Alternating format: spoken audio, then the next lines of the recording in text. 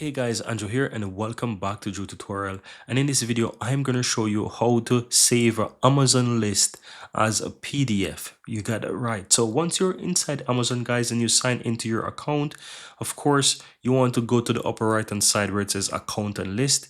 And from here to the left side, you will see your list. And if you have any existing list that you have created, you will have that list show up here. Otherwise, you will have to create a list. And if you'd like to learn how to create a list, you can check out the channel here. I have a video on how to create a list as well. And you will also get to see a playlist towards the end of this video.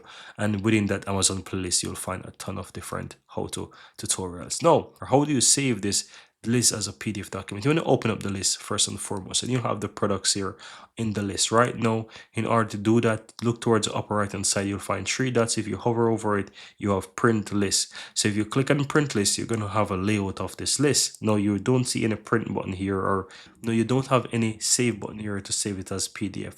So the trick to having this save as a PDF is to simple right click on that page, and you will be able to see the print option here within the list, save and print. So you click on print, and what you're going to do is that you want to select from the destination. You'll have maybe your printer available. You can save this as a PDF document, or you can even use the option that says Microsoft Print to PDF, whichever option you want to choose here.